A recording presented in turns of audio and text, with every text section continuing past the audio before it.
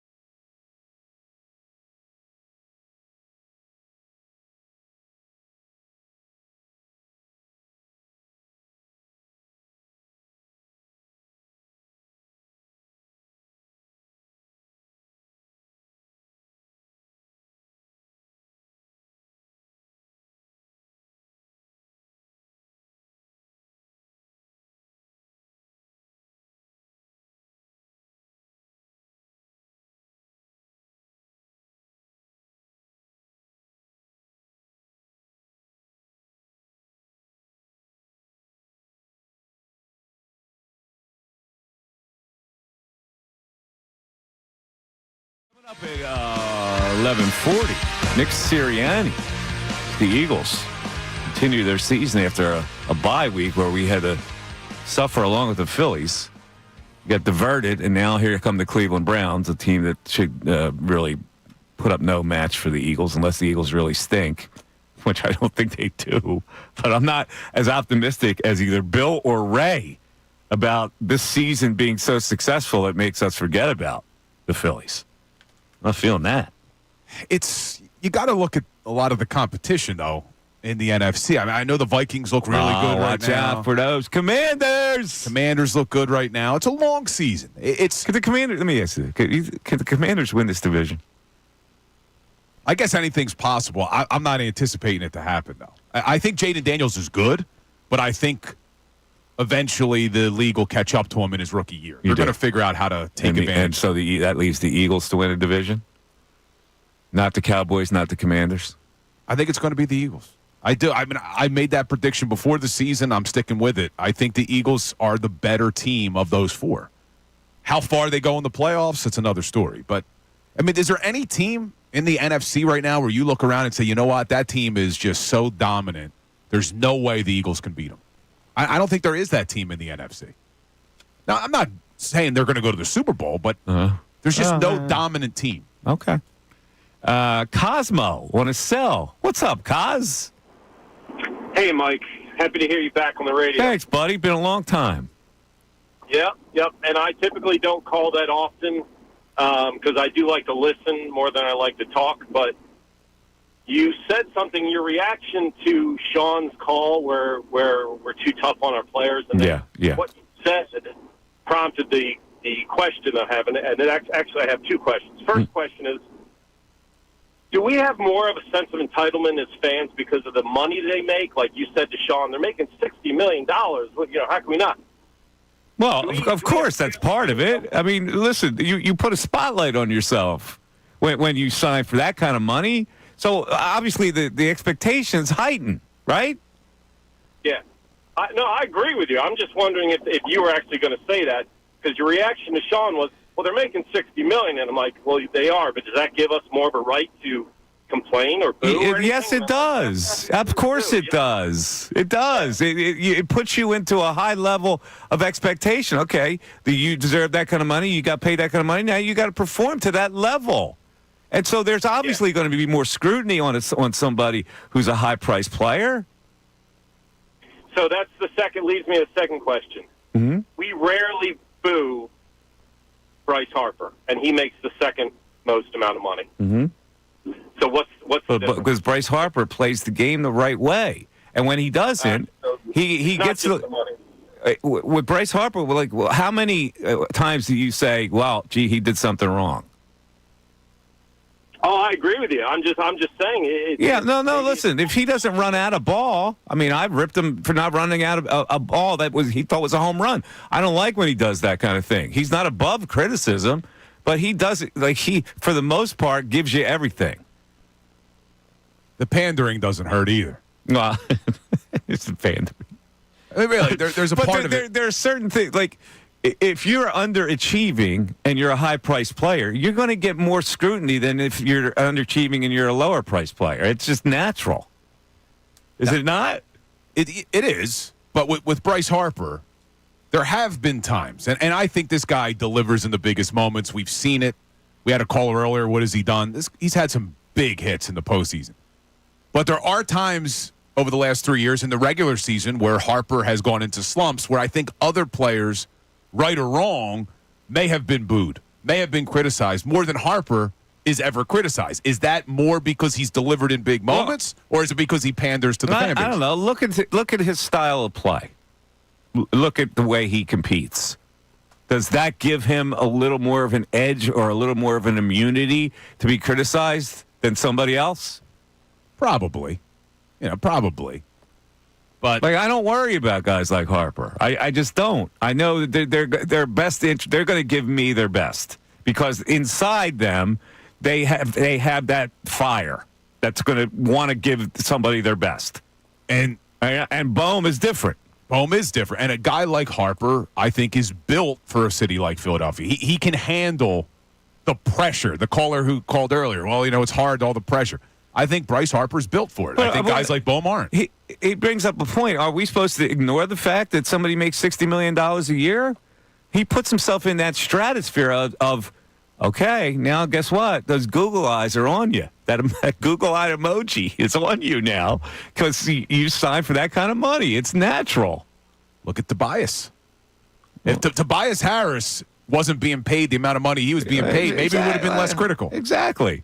It's a part of it. It has to be a part of it. Same thing with Trey Turner. Part of it. Trey Turner making $300 million. Exactly. He's got to play Trey like Turner. You might think Trey Turner stinks.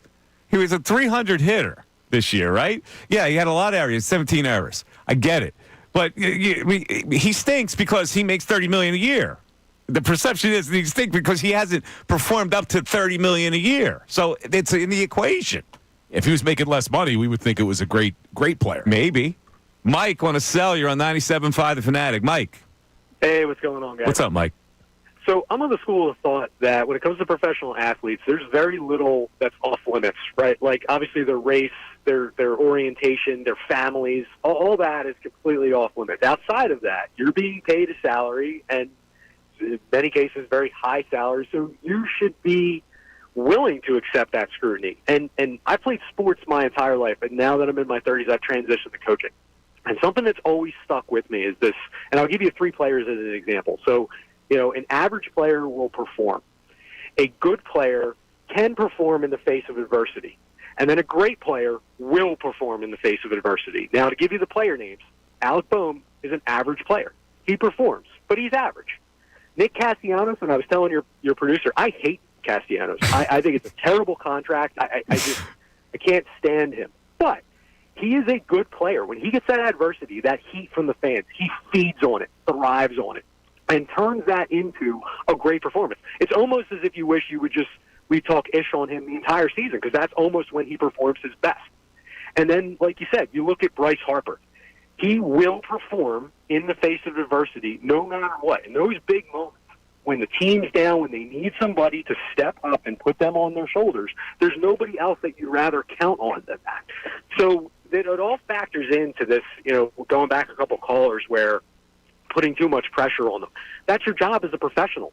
That is your job, to have the professional on you. And make no mistake, I mean, I don't know how many players are in the major leagues, but the majority of them are average players. They're well above, human average, right? Like, well better than me and you. But in terms of the league, they're average players. Then your good players are the guys that can perform, and feed on it when they need to. Your best players in the league, historically, right now, going back to Babe Ruth, are those guys that when the chips are down, they are 100% going to perform. Yes, that's a good call. You laid it out pretty well. I don't really have anything to add to that. I'm talking about the perception is that guys aren't trying to fail, right? Like, especially in baseball. Like, the boo in baseball, they're not trying to fail. Now, is it fair when you boo a guy because he makes the same mistake over and over again, which is he flails at an outside slider? That's frustration that, to me, should result in a instead of a boo. Yeah, but that caller, he's one of in the city, we like who we like, we don't like who we don't like. He doesn't like Castellanos. And Castellanos batted over 400 in the postseason. He batted over 400. I told you I'm sticking with that. He batted over 400 in the postseason, but yet he got booed. He had a higher batting average than anyone on the team, but he got booed. Got booed because he makes the same mistakes over and over again, and it frustrates fans who notice it. And people don't like Nick for that reason, and it's hard to break out. Do they like Ryan Howard? They did the same thing with Ryan Howard because he made the same mistakes over and over again. They booed Bohm because he was making the same fielding mistakes over and over again. That's the thing that they boo. They get frustrated with, why do you do this all the time? 610-632-0975. Back after this.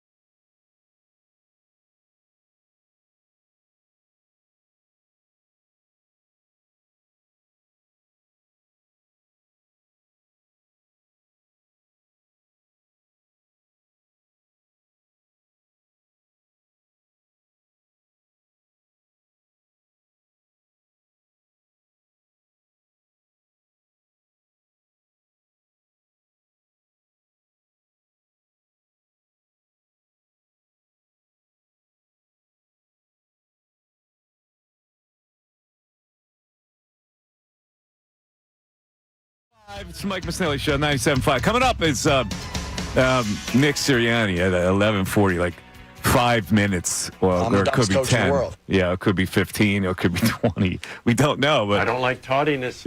Nick's gonna zero in on what the Eagles need to do. He's had all this prep time now. He's had a lot of days to fix it, even though he spent some of his film room time at the Phillies game. But Yeah, you're being sarcastic. yeah, well, You know what Sirianni's record is after a bye? tremendous. 3-0, Oh, including beating Andy Reid last season, coming off of a well, bye. then he's got no chance to lose this game. Well, everyone talks about how good Andy is coming off a bye. Last season, when the Chiefs came off a bye and the Eagles came off a bye, Eagles won that game. Let me ask you this question. It's been asked before. If they lose to the Browns, does he have a chance to go? I don't think so. No? I really don't see Jeffrey Lurie moving on from Sirianni until the end of the season if they miss the playoffs. I think he gets the whole year. Now, if things go really bad down the stretch, maybe with 1 or 2 games left, they would move on to get ahead of it. Mm-hmm. I just don't think that's in Jeffrey Lurie's DNA to fire a guy this early in a season. Just doesn't. Even if they lose to the Browns, even if they look bad, I think They lose 2 in a row. Browns, then they lose next week to 2 teams they should beat. I just don't. I don't think Lurie would do it. I don't think he would do it because you're essentially. How about 3? They lost 3 in a row They lost 3 in a row, including the Browns. and fall to 2-5. Yes. I still don't think he would. I think Lurie would keep him here throughout the year. Because what does it do for you? All right, you lost 3 in a row. You're 2-5. Can you save he's the early. season? Wait, Sirianni's early. Let's get to him. I went into a little bit of detail, not much, but from your vantage point, how productive were those interactions? Yeah, very, very. Just having conversations about the team, having conversations about just everything that involves the team. Long conversations.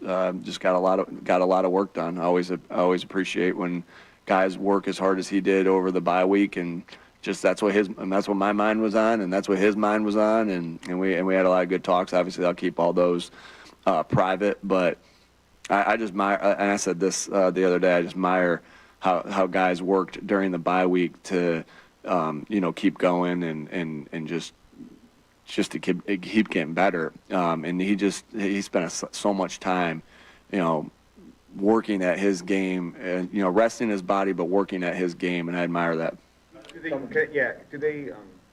How do they come back? Are they organized, or do you just organically they happen, or you just guys set to be in the same? Yes to both. Yeah. Yes to both. You start with the conversations, and that's kind of how it goes with coaching in the coaching world too.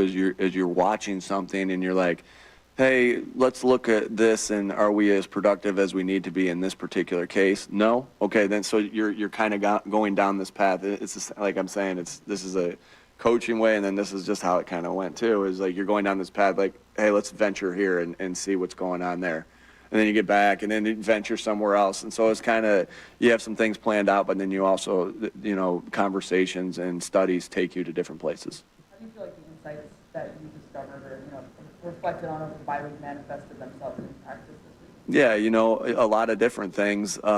Like I said to you guys, the way we drill things were a little different this week. Had some different ways we practiced a couple things. Like, obviously, you guys don't get to stay out there and watch all of practice, but that showed up throughout practice. Without giving without giving some stuff to answer your question, help you do your job, but also keeping stuff inside. We videotaped things a slightly different way. Like, everything's on the table. With the way we videotaped and audio taped and just everything. Like, anything that you think that you have an opportunity to take another step on is what we did. And so that happened, and that's meetings, and that's, again, your core values are who you are, and your habits are who you are, and what your identity is. But then all these other things can change the way you prepare, just in attempts to get better. So, like I said, there was things in meetings, there was things in practice, there were things the way we tape practice.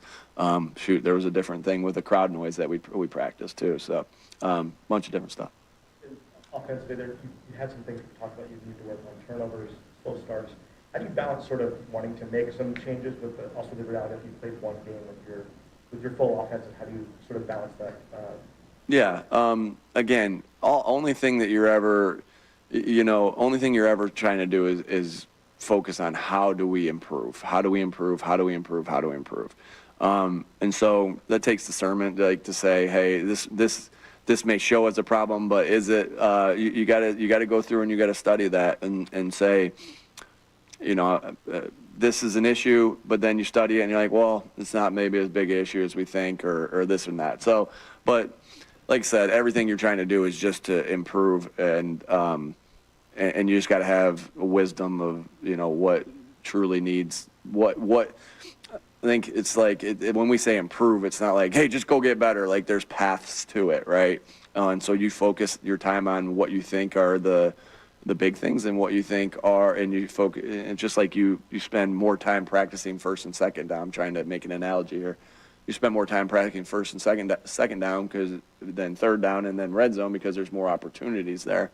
And so it's the same thing there, where you're trying to, focus on the big things and you still focus on the little things. You just give the things the amount of time and the attention that it deserves. Messaging back on the idea of turnover luck. You still feel that way, that it's not a product of the ball bouncing here and there, but it's coaching and. I do. Yeah, I do, and I'll stay firm to that. Now, Zach, right? There's always a bounce of the ball that it's an imperfect game. There's mistakes that no one's ever gonna. There's no one that comes off of a football game like that was a perfect game. Like you have that in baseball sometimes. That's not a perfect game yet. No, none of these games are perfect, right?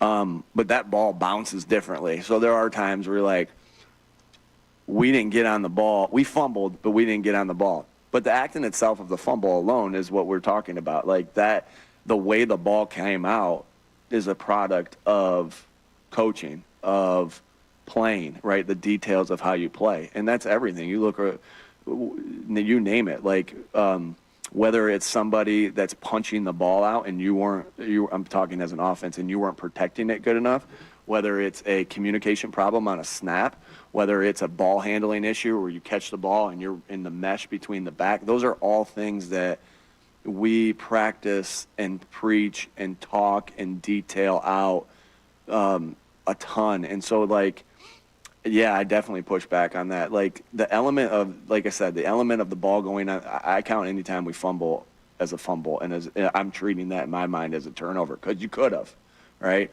And so the ball in itself can bounce weird ways, and that's going to happen, but that happens to everybody. So if you're like, oh, the ball didn't bounce our way this way, so those happen all throughout the league, right? And so it's the act in itself of protecting it, and vice versa, the act in itself of coming after the ball. When you close in on a guy and one guy has a shot at the ball and the other guy has a tackle secured, are you getting that shot? Are you taking your attempts? Like, that's what we talk about when we take it away. Are you getting your attempts? The guy that shoots 25 shots is going to score a heck of a lot more points than the guy who shoots 8, unless the guy that shoots 25 stinks and you don't make it. So it's like, get your attempts on the ball, and then the fundamentals and detail that go into that. Because, gosh, we work too hard at it to ever think this is luck. Like, you make your own luck, and you try your best to put yourself in the best position you possibly can do. And that's turnovers, that's game management, that's the way you run a 2-minute drill. It's everything, right? Yeah, I mean, these guys pour everything into this thing, and they're so hungry to get better, and so those are things we feel like we can control. You have the two at ball security and the takeaway up there. You have like a third one for quarterbacks in the pocket? Like with 2 hands on the ball? Yeah, well, you got like the body ball boundary. We have our rules for, like, those are, like, there's a lot of different things that come off of this. And again, this is for the team ball carriers. This is a good question. This is for the team ball carriers. Like, Jalen having 2 hands on the ball in the pocket is thing, but it is definitely a thing. But the reason it's not up there is because that's not as in, like, that to me, to Dallas Goedert, he's not going to be passing the ball like that. So, those are the ones that are individualized for the position stays in the position. They don't make it to the poster, but there's the back too. Like the back gets the ball off the mesh, and so many times in this league we see the back do this and a defensive lineman get a hand on it. Well, what the back's taught to do is here and then get to this right away, but something like that doesn't make the poster. Like also like a catch tuck, right? That's specific to the quarterback's not involved in that. So these are team. Does that make sense where I'm going with it? These are team fundamentals where it applies to everybody, whereas the specific ones that apply to the position group are handled in the team meetings, but also in the position groups and also in the offense meetings. I had Cooper looking practice this week on defense. I'm sorry? I had Cooper looking practice on defense. Yeah, I think the guys had a good week of practice. The guy, they worked hard on their fundamentals. They worked hard on being on the same page. Playing good defensive football is tackling well. Playing good defensive football is coming after the football and creating some turnovers.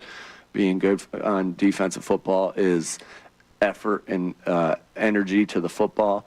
And being good on defense is also everyone being on the same page. And I think our group as a whole had a really good week of practice of doing those things, because if you don't do some of those things in defensive football, you can't be a top-tier defense. How was Sydney's first week back on? Go ahead. How was Sydney's first week back on? Yeah, he had a good week too. Fun to have him out there. He's a good player, great worker, great teammate. He's had so many plays where he's just been standing back there and his mind has been so focused on, hey, I'm not in right now, but my mind's got to work in. And I've admired watching him do that from afar. But yeah, it was good to get him out there running around. I thought he had some good moments. Nick, how much is tackling fundamentals and how much of it is desire and effort? Yeah, I think in coaching, right? Just the same way, I look at it the exact same way as I look at the turnovers. What I know about our football team, and I said this to our football team, I know that we are a tough, physical football team that plays with relentless effort. We grade that. We talk about that every single day, and I see our guys busting their ass to play as hard, hard, because we know when we play hard that heard someone say this the other day.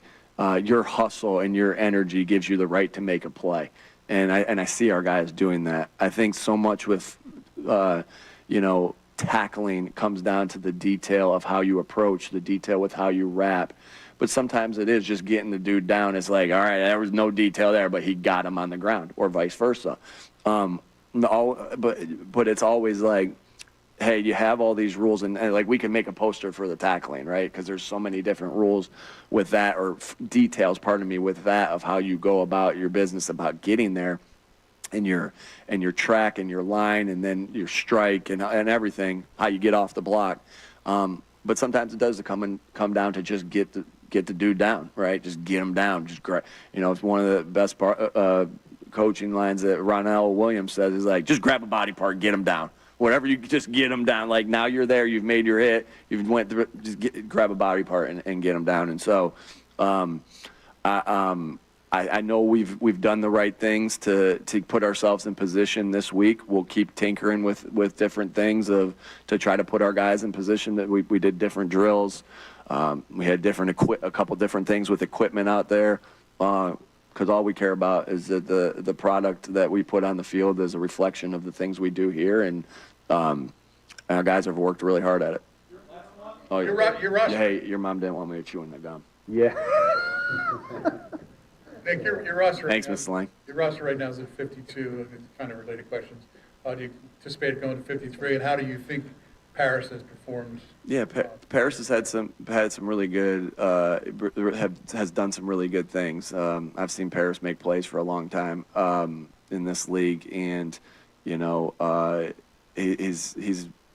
plays with relentless effort. He plays physical. He plays tough, and when he's got opportunities, I think he has 8 targets and 8 catches. You guys would know that. I thought I saw something like that with our stats that they give me. I think he has like 8 targets and 8 catches. So he's taking advantage of the opportunities he's got, and he's fast, right? And so he helps there. We'll see how that plays out. But I'm pleased with Paris and the things that he's done. You'll get that. Yeah. I don't know. I don't know how to answer that. All right, ready, break. Sorry. I guess that's it. There you go. There's Nicky. Did you learn anything? No. Absolutely I didn't learn anything. But I never learned anything, except they had good conversations. They had conversations about the team. They had long conversations. I'm talking about the head coach and the quarterback. They got the work done. They had a lot of good talk. He admires how guys work during the bye week, and Jalen spent so much time working at his game. That's all good, and we'll talk about it. 610-632-0975. Is there anything you wanted to enlighten us with what he said? No. I mean, not much. Not much. I mean, the real only question that I wanted an answer to was who's going to fill that 53rd spot on the roster. Because now that they've released Devin White, they only have 52 guys. So who's it going to be? And they kind of Bill from Gettysburg, Colorado. There we go. Line me up. Yeah. I could you and Jack Stahl are going to revive for tight end reps. I could be a third-string tight end, and I'll do the long snapping for the team. Of course, you can hit a 95-mile-an-hour fastball, too. I still think I can. I don't know how we can make this happen. Can you dunk in the NBA? That I cannot do. On an 8-foot rim, You think you could score in NHL? You took way too long to think about that. No. The answer is no. You know I played ice hockey from when I was 6. Yeah. And you're now? I haven't played in a while. I could probably score if I was set up. Put me on the power play. Line me up in front. This guy's Give me a very specific situation that makes it as easy as possible for me to do this. And maybe, just maybe. No. Oh, God. I can score on a power play. You can't. I could score on a power play. The noontime hour is coming up, and we'll have our Kelly Green Cash with Kevin Todd and our selections at 12:30. Tim McManus joins us at 1 as we handicap the Eagles and the Browns. And the bigger theme is this Eagles team good enough to pull you out of the quicksand of a miserable Phillies ending? The Mike Missanelli Show's on 97.5 Fanatic.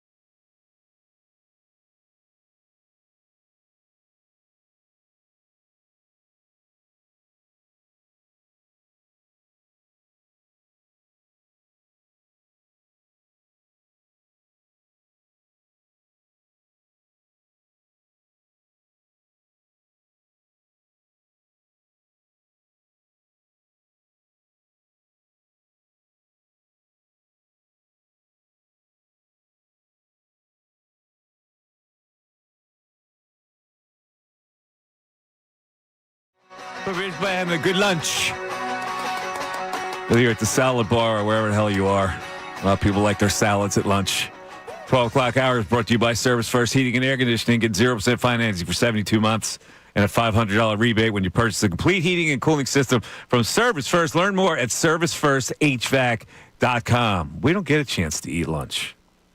No, we don't. We settle for our cup of coffee at 12 o'clock. Yeah, let me ask you a question regarding the coffee before we get into our news at noon. I went down to get coffee. We have to walk all the way down like a mile. We get the coffee, you got to walk back. By the time I get back, the bathroom is, I have to go. Is it a violation to take the coffee into the bathroom? So I've done it. It always skews me out a little bit. What I do is I try to find a spot on the back end of where the sink is that's like not wet and clean. And sometimes I'll put a little paper towel and put the coffee on top. But it's awkward because we don't have lids. Yeah. You don't know what matter is flying around. I chose not to go into the bathroom. I held it. You're holding which it means right I need a Wawa iced tea bottle. during the show. You see, the Wawa iced tea bottle I always keep in my car as an emergency. While you're driving? That takes some skill. It does take some skill. I would just pull over. But it's got, I'll just pull over. The Wawa iced tea bottle has a wider mouth. Man, this is... I don't know how you do that while you drive. Ray, could you do that while you drove? You both disgust me. I would just pull the car over. Sometimes when you're in you're in a long distance trip or something, you can pull it off. It's not easy. Believe me, it's not easy.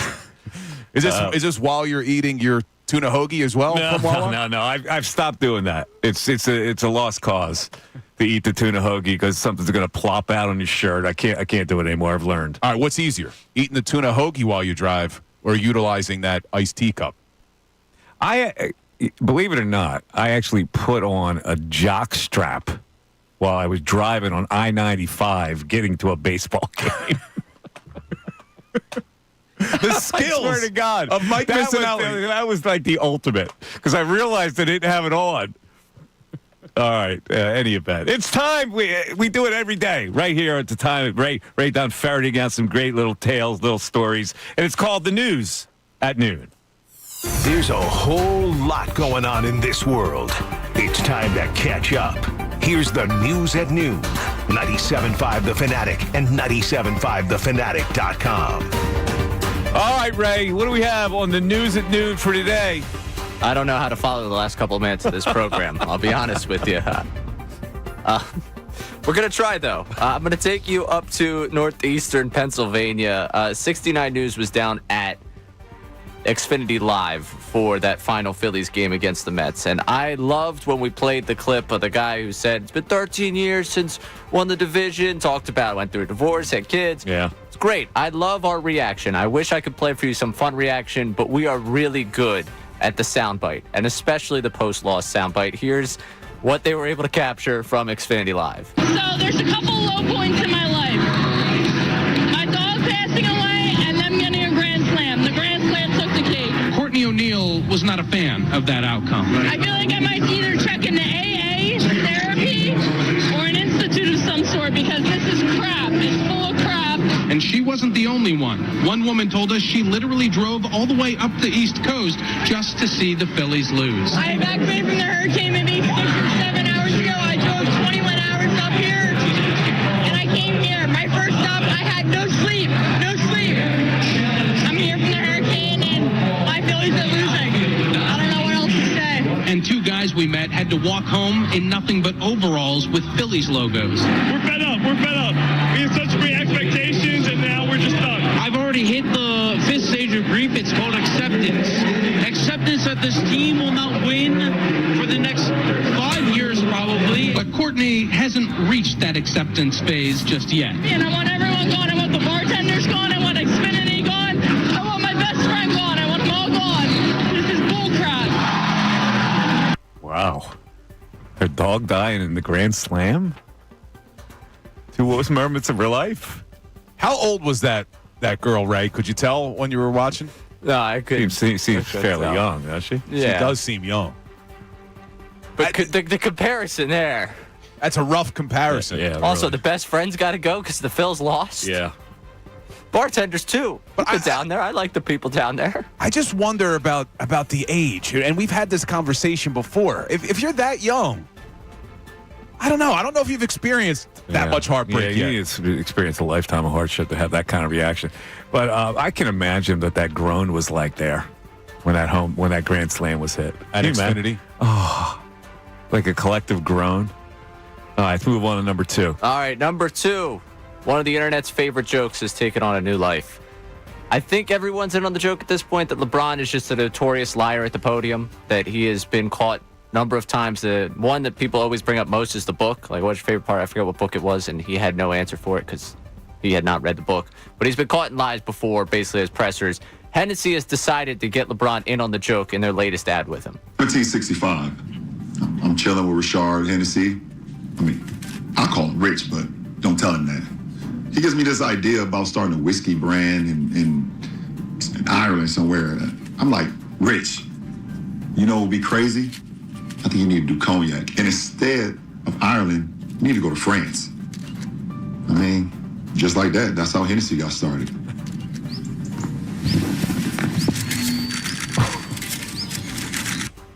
Wait, I'm missing something in the So translation. LeBron is a notorious liar. Yeah. So what the lie is in this one is it's an ad, and he's saying back in 1865 he told them to put Hennessy in France. And he told him, this is what you should do. Yeah. Because he's claimed that he knew that Kobe was going to score 81 one night. I forget. Jalen Ramsey caught him in a lie, I think, when he was on a podcast with him. He's gone through a number of times where for no reason, absolutely no reason he's lied. So they decided to put him at a podium and say that he was there in 1765 with Rich Hennessy. Well, yeah, at least he's being a good sport. Yeah, at least he's playing into it. That's pretty. I like his commercials with Kevin Hart. Is it blasphemous in the city of Philadelphia to say you don't think Kevin Hart's funny? Because I don't think he is funny at all. I don't go crazy over it. I think the commercial is well done, but I don't. I think he's too forced. That's how I feel. Yeah, like his he's comedy, forced. it's almost like it's too much now. He's faking the laughs. Yeah, but my man's in everything. I gave him credit. Give him credit. You're right. Making his money. Third. All right, and finally, big topic of conversation on the internet, this new FX show on Aaron Hernandez. Whether it be how they casted Robert Kraft, which was interesting, the scene they've got of Bill Belichick just rocking out in his office, and the poorly done scenes all over the place with football. Of course, Rob Gronkowski is one of the things that they did well in this one. Take a listen to him trying to talk with the actor playing him, talking to Aaron Hernandez in the show. Aaron. What's up, bro? I'm Rob. They call me Gronk. They call me Aaron. Nice. Hey, you mean coach yet? Nah, not yet. Attitude is scary, bro. Guys, let's go. Holy that's the grade, bro. No. Let's go, baby. Let's go. Get high, baby. This show is like a Saturday Night Live skit. I can't watch stuff like that with actors. Like that Clippers show was just a disaster as far as I'm concerned. It was so campy it got popular. Wait, the one with Ed O'Neill? Yeah. I didn't see it. It's not good? Oh, it's horrendous. No. The actors are horrendous. Yeah, it just loses Actor a lot portrayal, of yeah, it's like- believability. Yeah, it's ridiculous. The lines there, like the dialogue there, is horrible. The delivery of Gronk is great. But all of the football in this is just, it looks like a disaster. Yeah, But come on. If you haven't seen the clip that Ray mentioned earlier, though, when Belichick's talking in the draft room about drafting Hernandez, and then Robert Kraft walked in, it does look like a Saturday Night Live skit. The way they have both of those guys portrayed, it's comical. Did you see him? I think it was My Life by Bon Jovi. He's rocking out to in his office. Did you see that clip? Oh, it is so bad. It is so awful. They at least cast him where he looks like a believable Bill Belichick. And at least Rob Gronkowski's buddy here is doing a good job of like the over-the-top bro and the laugh was great. Yeah. Like they're at least doing that. But for this entire show, looks so I didn't bad. even like that Lakers portrayal. A lot of people liked Showtime on HBO. Yeah. I think I only liked it because I didn't live wasn't it. called Showtime, was it? Because they couldn't call it Showtime because Yeah, it what was was it another called? network. I'm almost positive it was called Showtime, but I think because the Showtime network conflicts with HBO, they didn't. Winning Time. That's Winning what it was. Time. That's why. Winning I think Time. I enjoyed it because I didn't live it. Yeah. Okay. Like I The Jerry lived West this. portrayal was terrible. Anyway, here's Gronk's reaction to the series with Kay Adams. It was definitely over the top. And you want to know a fun fact about that clip? Yes. Kay, is that is my good friend Laith, who is playing Stop. me there. I've known him for about 14 years, and he definitely went over the top. And I feel like it just fit the show perfectly, though, especially with all the other characters and Coach Belichick, and just seeing, Robert Kraft in this show as well. So I feel like it was definitely, like I said, over the top, a little exaggerated. I only play that for you because he says it's overdone and it's exaggerated, and yet it sounds exactly like him from what is being portrayed in the show. That guy Lath has Rob Gronkowski down to a T. Can't play football like him, but has him down to a T. I guess he's the charming oaf, right? Is that what his role in life is? The charming oaf buffoon. He is a charming oaf buffoon. Did you see what is he on? What show? What pregame show? I think he's NFL before NFL Sunday, so it's whatever they're. It's on the Fox show. Did you see a couple weeks ago? They tricked him in telling him that there was a guy who was playing in the tight game end. that didn't exist. Yeah, he had to fake his way through it. Yeah, he's the butt of the joke. Some And he's people are cool with comfortable with that, I guess. All right, let's take a break. 610-632-0975. And more on the Nick Sirianni, Jalen Hurts love affair coming up after this.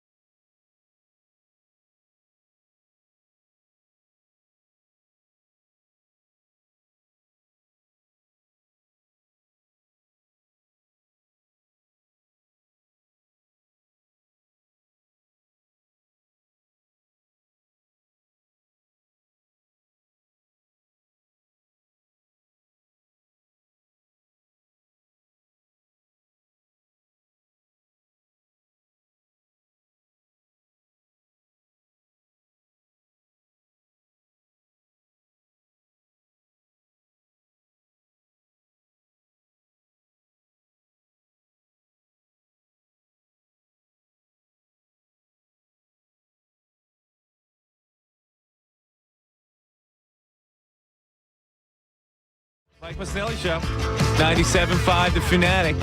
All right, you got your Philadelphia Eagles coming up against the great Cleveland Browns. We also have Kevin Todd coming up, so we'll predict the Eagles game. I'm telling you, I'm full bore on the Eagles this week with the 9.5. That's a line that just tells me they smash them. You're scaring me, Mike. Really? Well, you guaranteed that Wheeler. I'm not guaranteeing it, but I go by the line, Bill. As you know, nah, I'm with 9.5. I go there. Come on, yeah, that's 9.5 for a reason. And I hope I don't regret saying this, but I look at this game as not whether or not the Eagles win. It's just how good do they look in the win. That's how I'm evaluating this game because they're going to get a win. The Browns are terrible. Yeah, let's just look at it. How can the Browns? This quarterback would have to have he stinks. He doesn't have. He's got nothing going for him right now. So how would they possibly win this game? The Browns. They would have to run the ball and limit him to like 16 throws. Well, what I look at too is the turnovers that the Eagles have had. Because if the Browns defense, especially Myles Garrett, that guy's still a stud. I mean, he's the reigning defensive MVP, or defensive player of the year, I should say. If he gets pressure on Hurts and they somehow force turnovers, that's the only way they win this game is if they dominate the turnover battle. So it's going to be up to Jordan Mailata, who's had a good season. He's got to shut down Myles Garrett. Yeah. You can't let him take over the game. Now, the Eagles are giving up 5.1 yards carry. And the Browns are best when they run the ball. Jerome Ford, Deontay Foreman. But they can't stop the run either because Eckler got him for like a 50-yard carry last week. So, you can poke holes in this Cleveland Browns team on both sides. You can. Now, one of the things that could be an issue is you look at the Eagles' bend but don't break defense. And the reason why it's worked a little bit outside of that Bucs game is they've been very good in the red zone. Now, you look at the Browns' offense, top 3 red zone offense. They score 75% of their opportunities. However, they've only been in the red zone 8 times, which is an NFL worst. So is that why they're so good in the red zone? Because they're never there? Yeah. Or do they do really have a good red zone offense? That, to me, is maybe, I'm reaching for things here. But if the Eagles do that bend but don't break and the Browns can score touchdowns, obviously that's a problem. But I don't see a way, Mike. I don't see a way they don't dominate this game. Give me a number on A.J. Brown, because last week Terry McLaurin burned it for 112 receiving. A.J. back in there. Are you feeling that kind of game? Yeah, he's going over 100. He's going over 100. I would not be shocked if you saw him go over 100 and Saquon Barkley go over 100 on the ground. Have 100 receiving, 100 rushing for 2 players on the Birds. You know what? I may play that. I may do a little same-game parlay right now. Now, the Eagles, there has been pressure on Hurts this year. Like Eagles, they've given up 13 sacks. There's been a 39% pressure rate on Hurts, something like that. So I don't know. What's Cleveland? Does Cleveland rush the passer? They do. They got Jim Schwartz. We all know Jim Schwartz. Yeah. So their blitz rate this season, 35%. That's pretty top good. 3 in the NFL. Pretty high. They blitz a lot. Now, they get a chance with that then. They do, and Jalen, up until Todd Bowles, was doing pretty well against the blitz. But that's something we'll ask Tim McManus at 1 o'clock on how he thinks Jalen is going to be able to handle the Jim Schwartz blitz. I still love Jim Schwartz, though. Super Bowl, mic'd up when he said over to Doug E.P., he says, I'm going to get the ball back for you. Oh, man. We got to go all the way back to Super Bowl 52. Pretty mediocre defensive coordinator here, though, wasn't he? Jim Schwartz. It's not that he was mediocre as much as that Super Bowl was one of the worst defensive performances in history. But, hey, BG got that strip sack. We'll take it. All right, so can we have a little fun here? Because I want to, you know me, I like to poke fun at certain premises. And this premise that there's kumbaya now between the head coach and the quarterback excites me. You believe it. So you're in. Yeah, can we get a musical interlude from this? There we go. Musical interlude. There you go. Listen to that harmony. Harmony. Oh, that's Stevie, and that's Paul McCartney. See, now I know Ray didn't have a lot of time. I thought he was going to drop right there. Hurts saying harmonious relationship. Yeah. Well, so let's hear that. Can we play that now, Ray? As we go. We're the true leaders of the team. Here we go. And I'm happy and fortunate that, we were able to come together in harmony and have the same goal in mind and trying to get this thing right. I got a ton of confidence in him. a ton of confidence in what he brings and everything he's been able to accomplish, and just continue to press on it. You know, everybody goes through different moments. Everybody experiences adversity, but we've experienced different levels of adversity together, and we're excited for what's to come. That's beautiful. That's just sensational. And 100% authentic. Now, a little later, after we have Kevin Todd, we're going to play the spoof, where I remember this vividly. Oh, you got this was a big. This was a big hit, right? And it was so they spoofed it on Saturday Night Live with Eddie Murphy playing Stevie Wonder, like he does that really well with the whole head and the whole bit, and Joe Piscopo playing Frank Sinatra. Piscopo's still alive? Yeah. He did a good Sinatra back then. And we got it? We have the clip? Well, we're going to see if we do a little bit later. All but right, nice. I believe that this, if I remember correctly, Frank is being Frank, and he says, and he's sitting down at the piano with a piano bench with Stevie, and he says, "Yo, Stevie, let's do that tune that you do with the Beatles kid. You know, the one that looks like a broad." I think that was the opening line of it. So we'll see if that's it a little bit later. But Kevin Todd is coming up. So now here's what we're going to do. He's going to pick the Eagles game, and we're going to go. You're actually ahead of him in your selections. I believe so. I think I'm 3-1. Right. So he's going to give the Eagles a game and also his 2 picks, and we're going to give our 2 picks against his. And then I've got a surprise pick that I'm going to throw at him. So that's the way it's going to work with Kevin Todd, our prognosticator. I like it. All right, 610-632-0975. You want to stack up. It's the Mike Missanelli Show back after this. Fanatic Sports.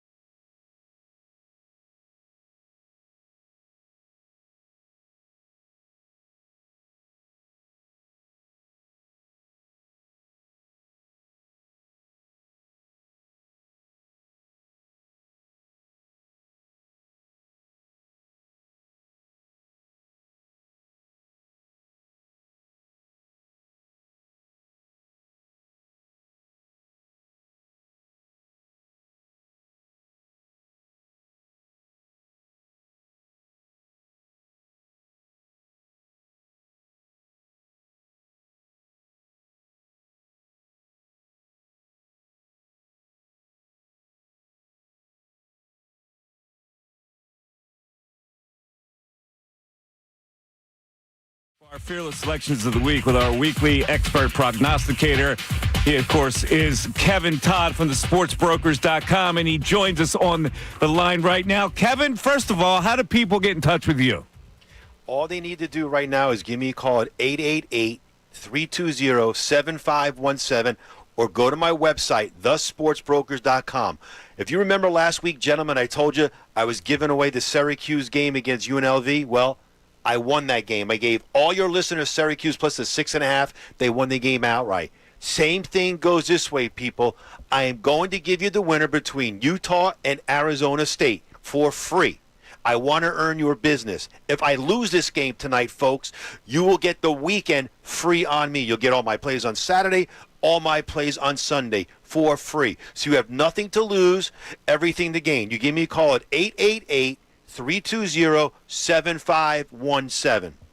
All right, and you also had Texas A&M smash in Missouri last week. Oh, my God. I thought they were going to win the game, but not embarrass them. And listen, the Bills, if they had a smart coach, they could have won that game too. All right, so as we stand right now, I believe you're 2-2, Bills 3-1. I'm off to a rocky 1-3 start. So let's give our two picks against each other. Who do you like this week, Kevin? Well, let me tell you, I don't like the Eagles this week. I love the Eagles this week, gentlemen. Love them. They're coming off a bye week. They get all their weapons back. This is the third road game for Cleveland. They have a ton of injuries. And let me tell you something. I'm sure you guys probably know this, but did you know that the Eagles have not won a game by double digits in over a year? The last game they won by double digits was against the Dolphins on a Sunday night, which I was all over the Eagles that game. And they're coming home. They're playing Cleveland. And the line opened up at 3.5. It's up to 9.5. Folks, if you're out there listening right now and you're an Eagles fan, you need to bet the Eagles today. By game time, this line will be 10, 10.5, maybe even 11. So let's beat the odds makers. Let's lay the 9, 9.5 with Philadelphia right now. They get this game, and this is the perfect game for them to tee off on someone. I love them. Plus the fact that they haven't had over a 300-yard game in total offense, Cleveland, and Deshaun Watson hasn't thrown for more than 200 yards passing in the last 5 games. He's been sacked 19 times. This is the game the Eagles tee off on a team. I love the Eagles this weekend. Lay the 9, 9.5. All right, I happen to agree with you. So what's the number again for the people? Listen, folks, I love the game today between Utah and Arizona State. It's yours absolutely free. You have nothing to lose, everything to gain. I'm giving you the game for free. If I lose, you are getting the rest of the week for free on me. You pick up the phone, you dial 888-320-7517. That's 888-320-7517. Or you go to my website, you read up about me, see who I am, opt in, a broker will call you back. All right. Now, your second selection for this week would be what? College football, folks. Now, I know you guys are all out there, and you see this BYU team. They're undefeated. They lead the nation in turnovers. They are playing on smoke and mirrors, though, folks. They're playing an Arizona team that's coming off a loss last week. And I know they were playing Texas Tech, but believe it or not, they held Texas Tech to a season low in total yards. They're going on the road to BYU. But the line on this game is only 3 against an undefeated team. Makes no sense. And let me tell you guys something. The underdog in this series, the last 5 times, is covered 5 straight games. And the fact that Arizona is 4-1 against the spread versus undefeated conference opponents and 4-1 against the spread as a conference dog, I love Arizona here, plus the 3, gentlemen. I believe they win the game outright. Ooh. Take the plus 3 versus Arizona. All right. Kevin Todd likes the Eagles and Arizona plus 3. So let's go to Bill Colarulo. Bill, who do you like this week? I'm going to NFL. The Baltimore Ravens, minus 6.5 at home against the Washington Commanders. A lot of people are comparing Jaden Daniels to Lamar Jackson. I think Lamar Jackson says this weekend, you know what, kid, hold up. There's a reason why I'm the MVP and you're just a rookie. I think Lamar Jackson goes nuts this weekend. I'm taking Ravens minus 6.5. All right. I kind of like that selection. What else do you have, Bill? Then I'm going to the Pittsburgh Steelers at the Las Vegas Raiders. One, you know the Steelers fans are going to travel like crazy, especially to Vegas. But you may have Russell Wilson versus Aiden O'Connell. Gardner Minshew gets benched in Vegas. I'm taking the Steelers -3. All right. My two selections will be, I am going to take the Saints because I think this line's a little low. Quarterback's out. Spencer Rattler's in. The Saints are getting 3.5 at home against the Bucs. I think it's going to be a close game. I think the Saints might be able to upset them, by the way. Wow. So I'm going to take the Saints, and then I'm going to go to college. Ole Miss started out as a 2.5 underdog. They are now -3.5, Kevin Todd, at LSU. That's getting my attention. I'm taking Mississippi. So you're taking this someone that knows something. Yes. Yes. All right, now we get a bonus play for you. I want to know what your feeling is on Tennessee coming off a bad loss against Florida. Now they're at Florida, or they're home against Florida. -14. That line has gone up in their favor. Do they blow them out? Well, I look at this game, and listen, a lot of people thought Tennessee was going to be one of those teams that were going to really impress everybody and make some noise, but that loss that they took last week was embarrassing. And Florida, believe it or not, they've been playing better. You know, I know they beat a UCF team last week that a lot of people had hype on, that they might be able to make the playoffs, but they lose 2 in a row. But I'm telling you right now, I think this is way too many points. You know, University of Florida is 6-1 against the spread and straight up the last 7 times in this series.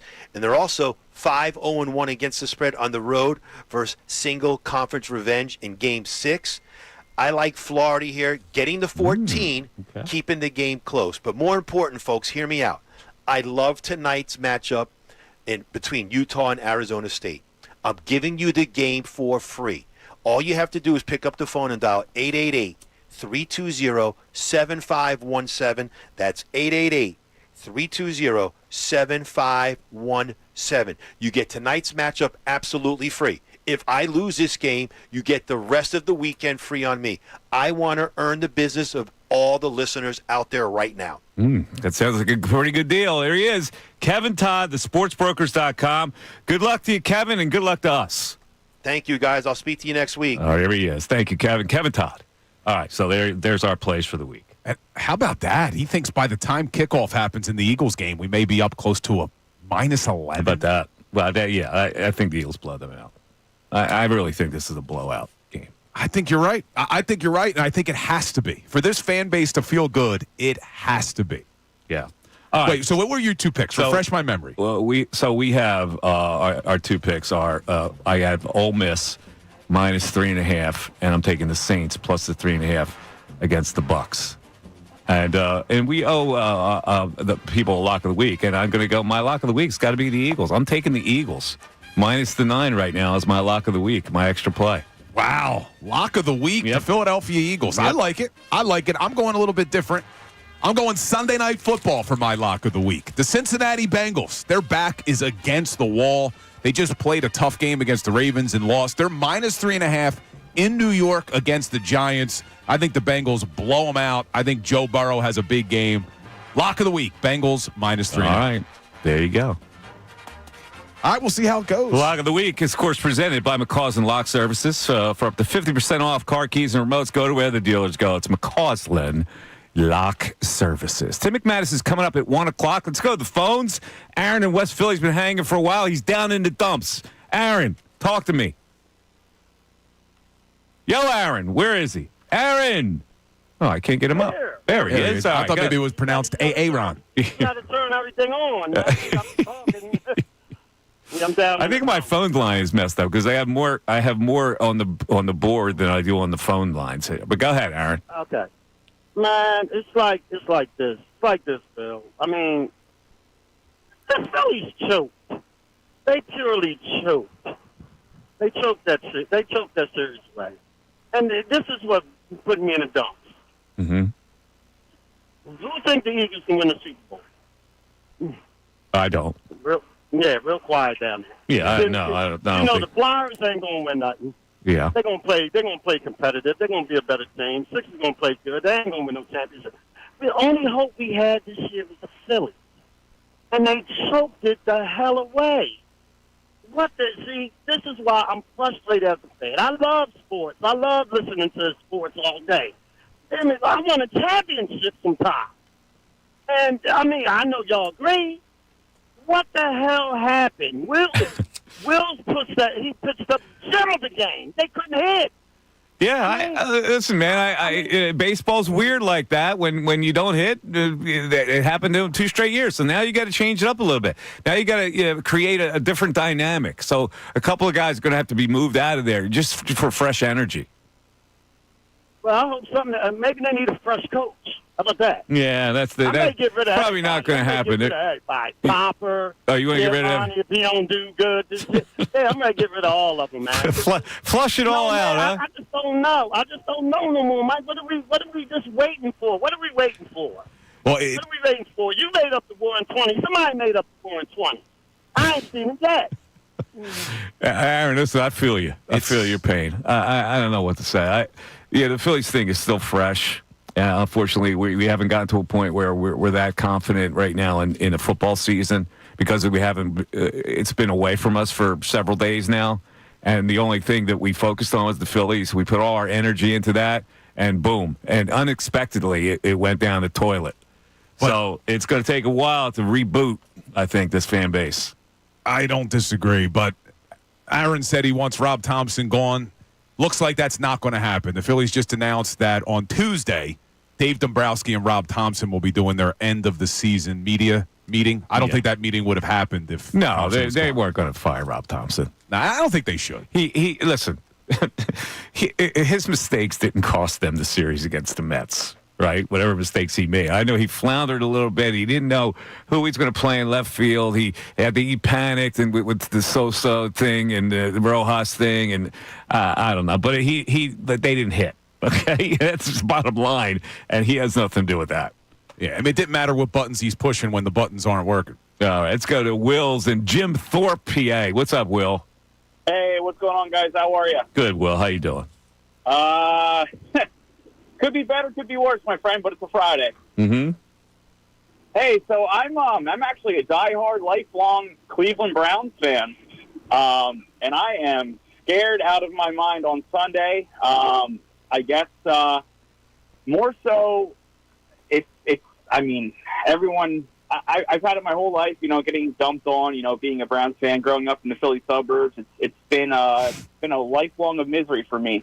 But my question. Let me ask you this: how did you become a Browns fan? I've always rooted for the underdog. 5, 6 years old, and. But then you grew up, right?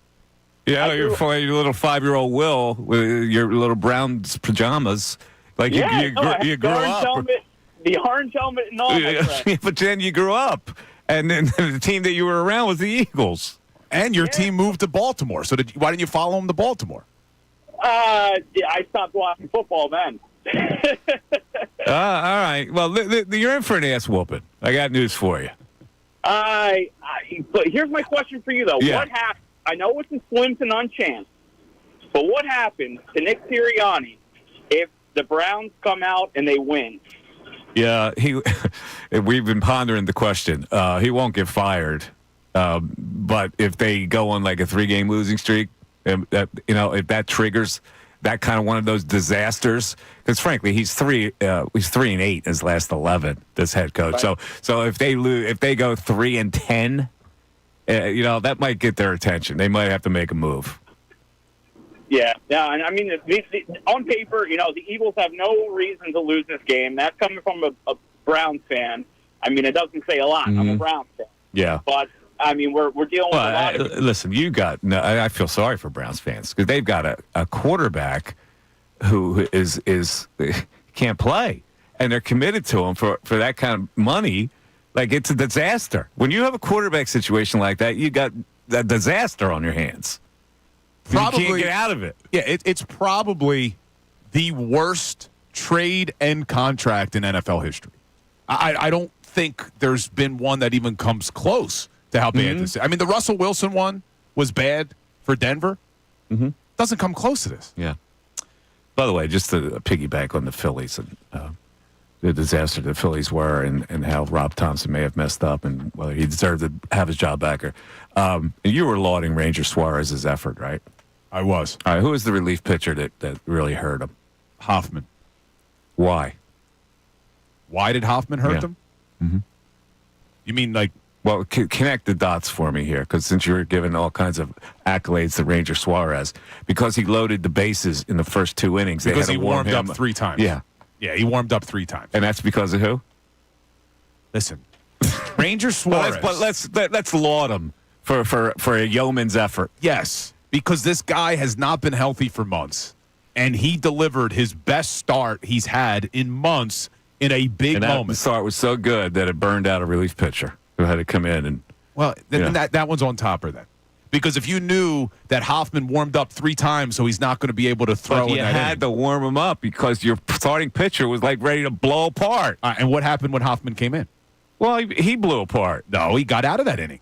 He got out of the 1 inning. It was bringing him back after he sat on the bench. So I don't know. Is that because he warmed up? This Ranger thing with you is, I don't think I'm alone. It's like participatory trophy. I don't get it. I don't think I'm alone. I think there are Phillies fans out there who want to give Ranger credit. And they would all be wrong. Right, Ray? I was with them in this. The problem is, Ranger Suarez being a takeaway from that game is so far from my brain. Yeah, no, I get it. I just want to jive Bill. Yeah, he's like, you got to laud Ranger Suarez. You do. What a gutty effort for Ranger Suarez. He loaded the bases the first 2 innings to the point where they had to get a bullpen guy up, a high leverage guy. Burned him out. Warm him up 3 times because of your starting pitcher. You know I'm all about going after Bill. This is not the one I'm going after Bill with. I see where Bill's coming from on this one. I don't. Thanks, Ray. Go to Florida. Chris, you're on 97.5 The Fanatic. Chris. Hey, how's it going, Mike? What's up, Chris? How you doing? It's good to have you back. Thank you, buddy.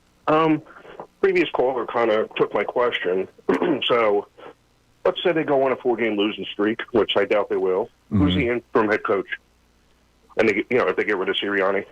That's a good question. I don't know who would be the interim coach. Would it be Fangio? Because he's got the more experience? I would say, experience rather than using vigor. What's that? I would say experience rather than going with Kellen Moore. Yeah, I don't know what they would do. Maybe they think highly of Kellen Moore that he could be a head coach. I don't know. He hasn't shown me enough that I would be comfortable with him as the head coach. So hopefully they're going to blow out the Browns. There's no doubt in my mind. Yeah. I'm just worried about the future. And I read a stat that the Browns have had 34 quarterbacks since the 99 season. Yeah. Is that even possible? Like, how many quarterbacks do they have? How many? 99. 34. 34. Okay, 34. Yeah, they probably had 34. We'll have to track them all. And why mortgage the future for what they have now? I mean, what a dreadful contract. Well, you probably just hit the nail on the head. It's because they've had so many, they got desperate, and they tried to make a move for a guy that you thought was going to be good. He was good before he was suspended. He was really good in Houston. But, yeah, it was a disaster. I'm looking at the Eagles' schedule, Chris, and they have to win 3 of the next 4. Like, I don't think it's even possible for them to lose 2 games of the next 4. I think they'll lose to the Bengals. They're not going to lose this week. They're not going to lose to the Giants. And the Jaguars coming here, they're not going to. So that's 3 of 4. And that puts them in a decent spot. So we'll have to reevaluate at that point. Absolutely. All right, Chris. Thank you, Mike. Thanks, buddy. I just looked up what Chris said. So he's actually less. He had less quarterbacks in the Really? Since 1999, the Cleveland Browns have tried 38. He said 34, I think. 38 quarterbacks. Wow. 38 quarterbacks. Yeah, rattle off some names. Doug Peterson. Doug Peterson was one of them. Tim Couch, Ty Detmer, Kelly Holcomb, Jeff Garcia, Trent Dilfer, Charlie Fry, Derek Anderson, Brady Quinn. Hey, Ken Dorsey, he's their offensive coordinator now. Colt McCoy, Jake Delhomme, Seneca Wallace. Jason Campbell. From Iowa State. Brandon Whedon. Here's the worst one, though. Brandon Whedon from Oklahoma State. This one may be the worst. All right, yeah. Johnny Manziel. Yeah. And they took him in the first round. Great trivia question. Doug Peterson and Johnny Manziel both started the same amount of games for the Cleveland Browns. That is a good trivia question. All right. Take a break. And Tim McManus is going to join us with his analysis of this game. I'm thinking Timmy goes Eagles big in this game. I hope so. I think everything's settled, man. They Kumbaya, quarterback coached. Their guys are going to be back. They worked on a lot of things. I heard. I can't confirm. I heard Nick Sirianni and Jalen Hurts were at your winery this weekend together. Is that right? Were they sipping a little red together? It's the Mike Missanelli Show back after this.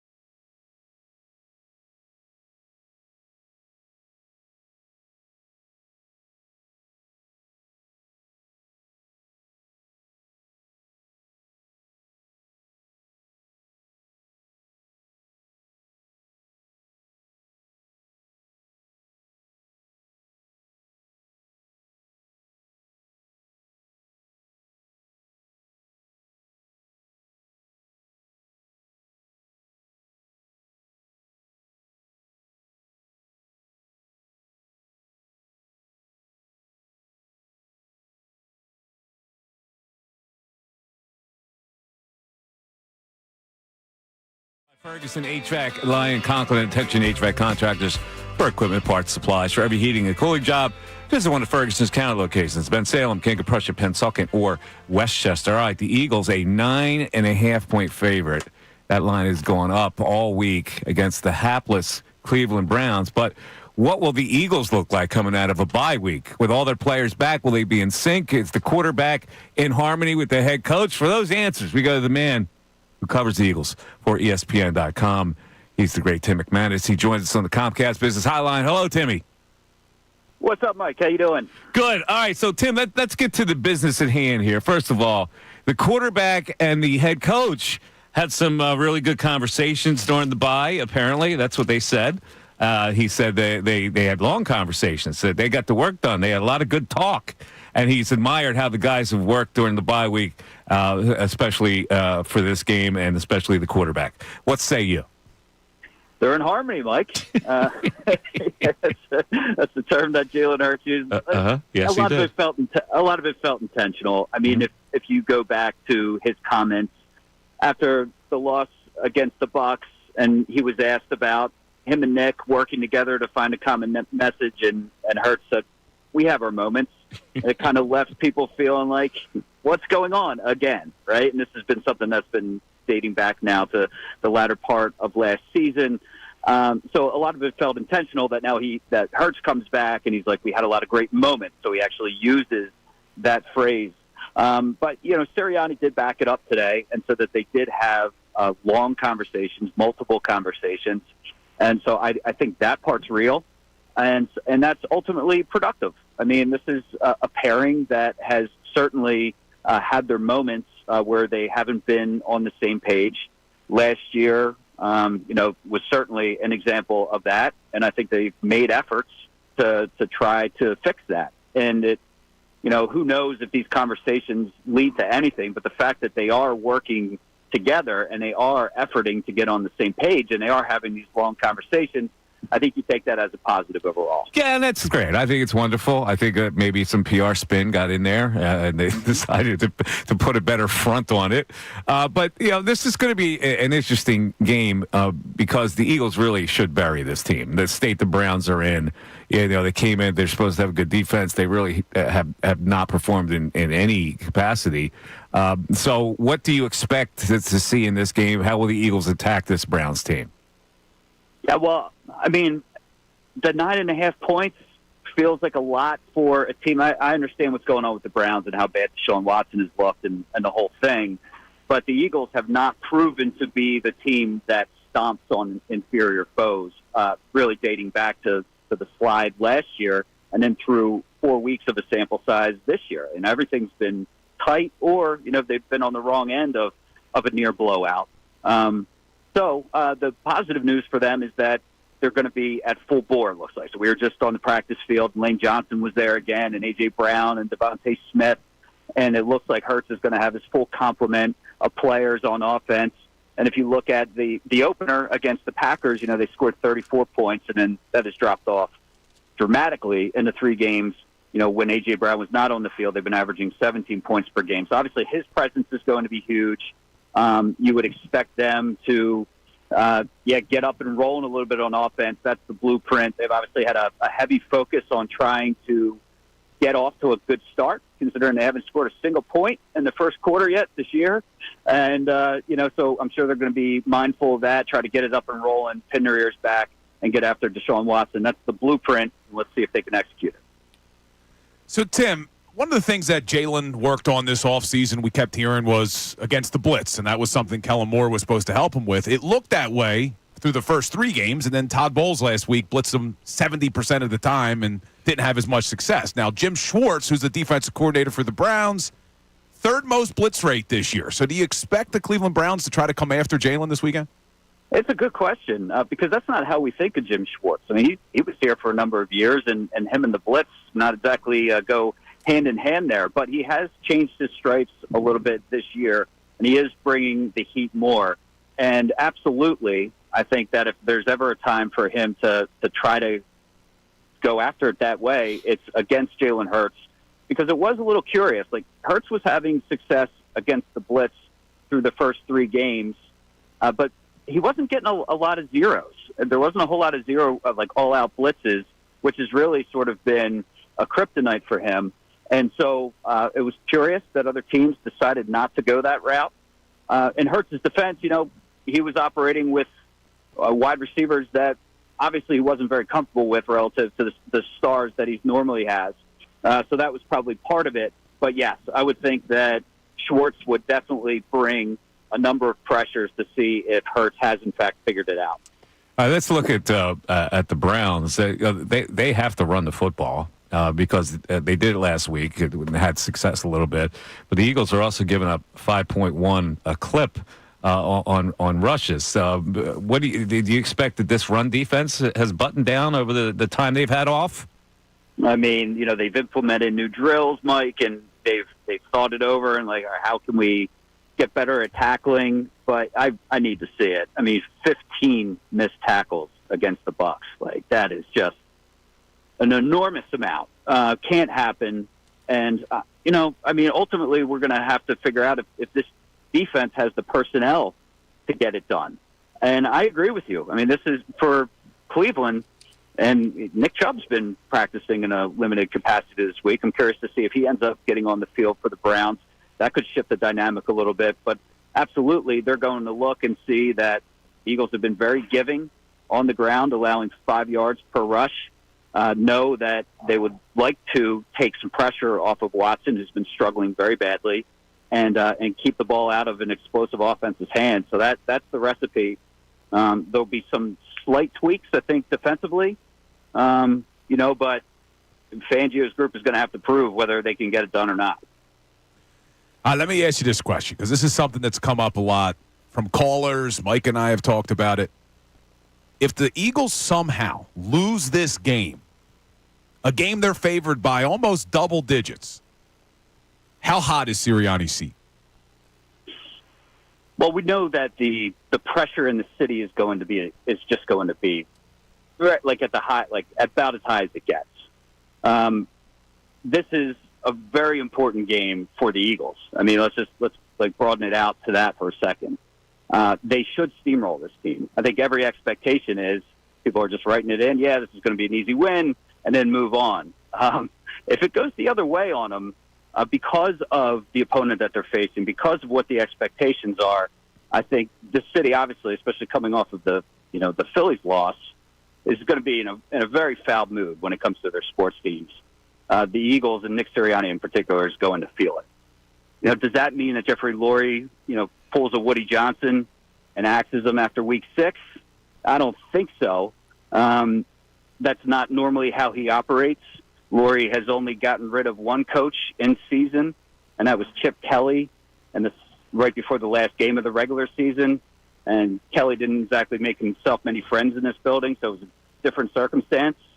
So I don't know that it means that, Sirianni would be gone. But in terms of a hot seat, yes, obviously things would get wildly ratcheted up from the fan base, and he'd be feeling it. Here's where he's definitely going to be gone. If they lose this game, then they lose the Giants, and then the Bengals smash them. Then that's 3 in a row, 2 to bad teams, and 1 against a good team that they couldn't handle. That's where I think that they would, because then they play the Jaguars at home, and the new coach will have a home game. But they're not going to do that.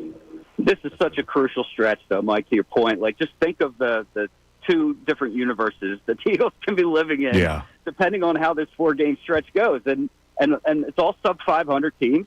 It's the Browns, and it's the Giants, and it's the Bengals, and it's the Jags. And you should go at least 3-1 there. And if they do that, now they're sitting near the top of the NFC. Yeah.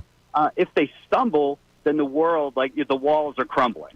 So, those are basically the 2 options in front of Sirianni in this group right now. I got you. Of course, Tim McManus covering the Eagles is also a proud graduate of LaSalle College High School, which pulled off a monster win in 4 overtimes? 4 overtimes. 4 overtimes and slaying vaunted St. Joseph's Prep. Were you in the house for that? I wish I was in the house. No, I wasn't. An esteemed grad like you couldn't get a ducat for that? I know. But how about Brett Gordon coming in there, making some nice changes right out of the chute? What's the saying, Tim? What's the saying? boys will be boys, but LaSalle boys will be gentlemen. There you go. There it is. Timmy, thanks a lot, man. We appreciate it. We'll talk to you. All right, guys. See ya. Tim Thanks, McManus checking in. Yep, LaSalle College. Boys will be boys. LaSalle boys will be gentlemen. Is LaSalle an all-boys school? Yes. Still? Yes. Yes. Eustis, where I went, used to be, but they changed it in 72. I think. So there were girls there. I don't know if I could go to an all-boys school, to be honest. Where did you go to high school? Bristol High School. Not Bristol Prep? I didn't go to some. Is there a Bristol some Prep? fancy prep school? I had one high school, grades 7 to 12. Mike Missanelli Show, 97.5 The Fanatic. For the Phillies, it's all about what is next. What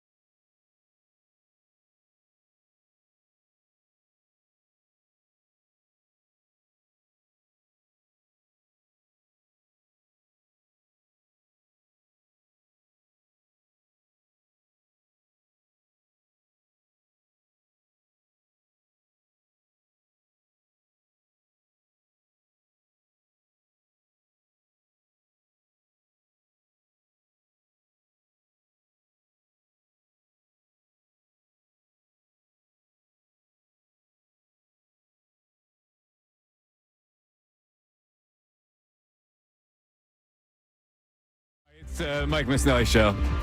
And I know Ray's been busy back there cleaning up something that I requested. I probably gave him more angst than good here because the stuff that flew back then can't fly today. So I wanted to play this parody. But it's like the reason why I wanted to play because Frank has that chauvinistic Italian thing going with the Beatles kid, the one that looks like a broad. Who was that, from the 80s, that clip? I don't even know. Eddie Murphy. It was early in Eddie Murphy's tenure, but he did a great Stevie Wonder. Did you have that cleaned up? No? Can't? Close to cleaned up? Close? All right. Take your time. I mean, if you don't get it, don't worry about it. Yeah, different. People that remember that skit. There are certain skits you remember from that. Like you guys are too young when Richard Pryor was on, and he had that War of Words with Chevy Chase. That you could never get away with right now because they're throwing racial slurs at each other. Yeah, I don't remember that one. And that's when Richard Pryor was. There was a spoof on The Exorcist, and he was the priest trying to exorcise the demon from Lorraine Newman, I think, like the old actress. Saturday Night Live back in the day was really funny. I don't know about now. Let's go to the phones. David and Philly, you're on 97.5 The Fanatic. David. Hey, good afternoon. What's up, David? Nothing much. I want to break down just Bryson's stat on the Phillies real quick because, I had these questions sitting in the back of my mind about him like all season long. All right, number one, I didn't hear anybody bring this up. Maybe you guys did, but did anybody at any point, like a reporter or anything, ask him why he collapsed on his back leg after every time he swung the bat? Because he didn't do that last year. That was something he started doing this year, and I didn't hear anybody bring that up. I remember him hitting that way anyway, so I don't know if it was just original to this year. What do you you don't like him, obviously? No, I'm just saying that I really like him, and that's why I wanted to. I can't when he first 2 years ago, he was a really good hitter. In fact, he was the best two-strike hitter in the league. And that was one of the things, the approaches that he had, and he could hit it the other way. I just think it's one of those years that he got a little screwed up, and it happens. But I think he's a solid player. I know a lot of people look down on him. I don't know what's to look down. I think he can hit in the big leagues. I think he could be a 280 hitter, and he's a Gold Glove second baseman. So I don't have a problem with Stott at all. Okay, so I'm glad you said something that you just said, because obviously from day one, from what I saw, I watched every game this season, and from day one, the guy was like an automatic pop-up at the plate. Yeah, he got into some bad habits, and he's going to have to straighten that out. But we weren't worried about him as a hitter. In fact, I remember announcers of the Phillies game saying this guy could win a batting title some year. Yeah. I wanna bring my theory to your attention, and just let me know what you think here. Mm-hmm. In basketball, especially, I've seen guys who take their game to the next level when they have their first kid. I don't know why, but it just seems that way. He obviously had his first kid right before the season. Mm-hmm. Based off of where we projected him to go from what he did last year and previous years, do you think that had a reverse effect? The family life held him down a little bit? Like it was too much for him to handle? I mean, I don't know. I can't. Like, that's supposed to, who knows? Yeah. I don't know. Some people like, oh, you need to be married and settle down to be more mature as a player, but who knows? He's talking about, I guess, having a newborn. Look, it is tough. Yeah. We've lived it, but I don't know. Yeah, I mean, that's a stretch. But I'm with you on Bryson Stott. As frustrated as I was with him this season, I'm not ready to give up.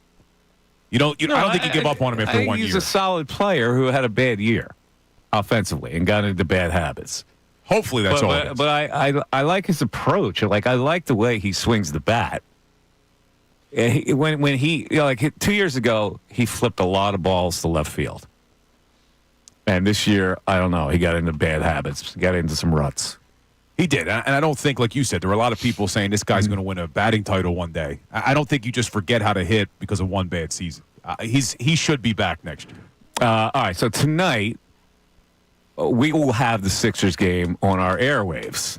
97.5 The Fanatic. Preseason game. Preseason Sixers at Minnesota. And then the opening of the hockey season tonight. Can we get a hockey horn, Ray? Can we get a hockey horn? What do we got, Ray? I need a hockey horn.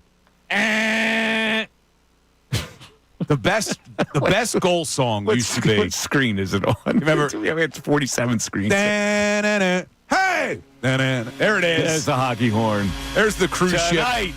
the Flyers. A lot of people are really high on the Flyers and what they can do this year. In fact, we have a caller on the line wants to talk about it, and we'll get to him after the break. But how you feeling? Bill, you're a big hockey fan. You got season tickets. I am. How you feeling about this squad this year? I'm feeling good. I'm excited. I don't have crazy expectations. I don't even know if they'll make the playoffs this year. But 12 of their 25 players, 12 players are 25 or younger on the opening night roster. 12 players are 25 or younger. One of them is Matvei Michkov. So it's an exciting time. Matvei Michkov. He could be a generational talent. Generational talent, baby. So I'm going into the season. I don't have expectations. I just want to enjoy watching a young group hopefully grow, and maybe in a couple years. I saw the Athletics projections on playoff teams. They don't have the Flyers making it this year, percentage-wise. You still have a question. They're going to be close. I still question every year. It's the goaltending. Well, now no longer do you have Carter Hart. Is Fedotov ready, the guy that came over from Russia last year in that? Is Sam Ayerson ready to take a leap forward? So, you still have the goaltending questions, but it should be a fun year. No expectations, just enjoy it. All right, let's take a break. We'll come back. Anthony Westchester, he says the Flyers will be the Phillies' best sports team this year. All right, we'll see. We're back after this.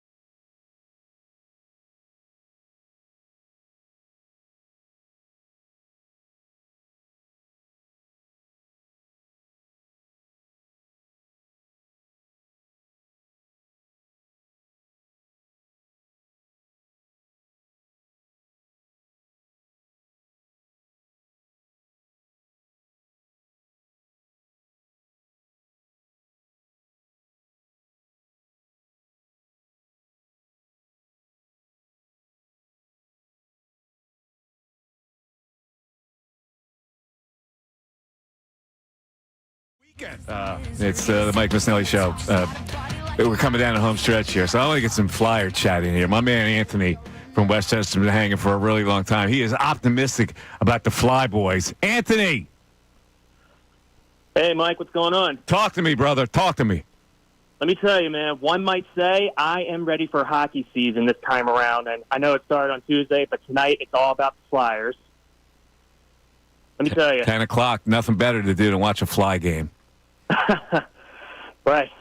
So the Flyers, they're getting young and talented, and with Danny Briere in charge, he's steering the ship in the right direction. And sure, the team is still rebuilding, but at least he's doing it the right way. And I expect this team to make the playoffs. And last year they should have made the playoffs, but that 8-game losing streak and not taking their weaker opponents that were mathematically eliminated from playoffs, they should have made it, you know? Yeah, they definitely blew that last year. But with some new faces on the roster like Matej Michkov and possibly Jet Luchenko, I think this team has a chance this time around. And you got veterans, Travis Konechny, who's arguably the best player on the team, and Captain Couturier and Tippett, Farabee, and Look at you, man, going off. The Flyers will be the best Philly sports team this year? Arguably speaking, yes. They Yes. Come on, Anthony. Not this year. Better than the Sixers. Yes. Not this year. Yes, sir. Yes, sir. They're going to be better this year. They're young. They're young. I'm excited too. But we can't get carried away. Matvei Michkov, as good as he's 19. Luchenko, who you mentioned, your boy, 18. Jet Luchenko. It's a great hockey name. They got a lot of good. Awesome Owen Tippett. hockey name. Owen Tippett's a good one. Jet Luchenko's a good one. A guy named Jet put on my hockey team every single day of the week. What about Igor? Another great hockey name. Igor Mamula? Zamula with a Z. I know. No, but they do. They got a lot of great names. Morgan Frost. They got a lot of great hockey names on this team. But I got no expectations. You, man. I'm all excited. I am. I'm giddy. You taking the wife out tonight? You gonna get home for the game? Like, what are you doing tonight? You're just waiting for the game. I got my kids tonight. Okay. So I'm going to wait, put everybody to sleep. My wife goes to bed early. And I'll just enjoy you and Flyers. hockey. Well, look, when I was a kid. you and hockey. When I was a kid, I used to get dropped off over at the Coliseum and wait for the players to show up when I was like 8, 9 years old, get them to sign autographs. Because I grew up playing ice hockey. That was my sport. True hockey man. Loved hockey. True South Jersey hockey guy. I was. Coliseum and Voorhees. Yeah, there you go. You got to keep the kids up. They need to remember that experience of seeing Michkov for the first time. Yeah, right. Me trying to get my kids to watch hockey. Yeah, right. I couldn't get them to watch the Phillies the other night. They didn't want to watch it. My daughter's almost 10. My son's 5. They could not care less about sports. I don't know how to get them into it. They see their dad excited. They don't naturally. That's what I'm hoping. Fall into it. Yeah, and then maybe they won't. Well, I take them to. Why you want your daughter to be a Philly sports fan? Why you think savor the heartbreak? No, I'm saying, she's a girl. So let her grow up. I'm going to take her to a couple games this year. Try to get them into it. They like gritty. They like the Fanatic. That's about it. Yeah, my daughter wasn't into sports. She is now, though. Right? It happens. Well, take her to games and stuff. But growing up, she really wasn't. She won't watch games with me. If it happens, hopefully naturally. Let's go to Andy in Lambertville. Andy, you're on 97.5 The Fanatic. Andy. Hey, good afternoon. Happy Football Friday, fellas. Real quick, Mike, that Piscopo Sinatra character, you remember when he did the episode with Sinead O'Connor? I don't remember that one. Oh, man, it's priceless. You got to go back and look it up.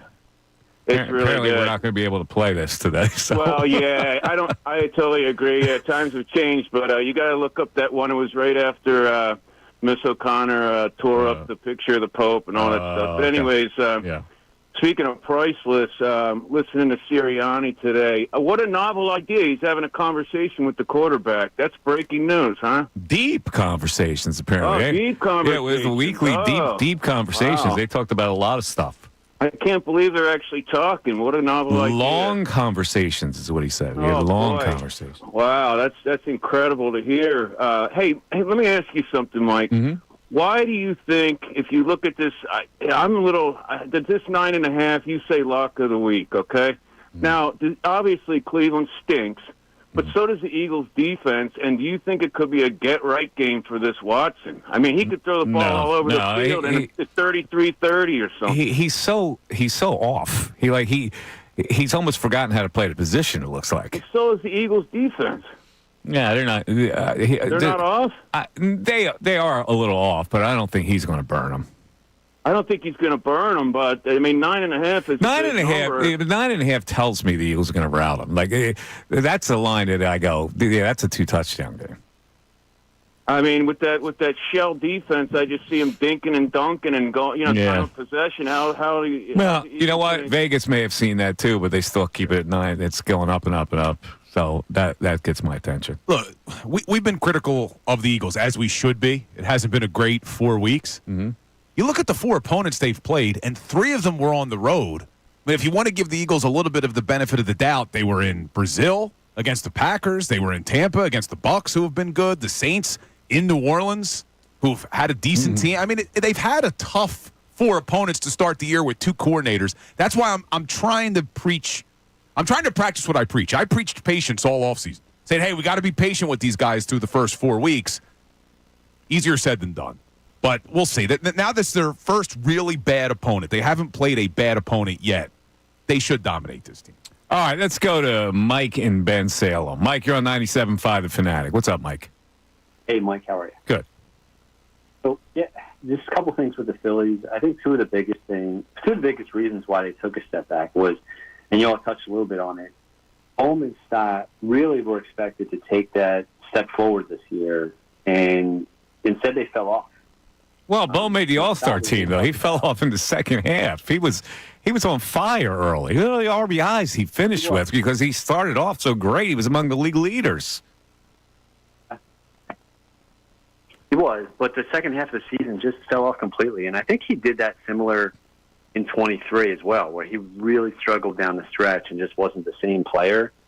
Stott was being talked about as a potential batting champion. Yeah, I know. That's why people say he's a light-hitting second baseman. I don't think he is. I think he's a talented hitter who just fell off this year for some reason. Yeah, and I think that's the hope for this team because they are painted into a corner with some of these contracts. But, if Stott and Bohm can both really bounce back, that's some hope for improvement for sure. Now, I do, love you, respect you. I have a little bit of a bone to pick with you. Go ahead. Pick that bone. Okay, so on Friday, you were very, very, I think, a little bit dismissive of anybody that had concerns about the series. And you really talked over and mocked on a lot of people that really had what turned out to be very legitimate concerns about the team. Yeah, but the legitimate concerns were placed in fear. The legitimate concerns, you say they were legitimate. They were only carryover feelings.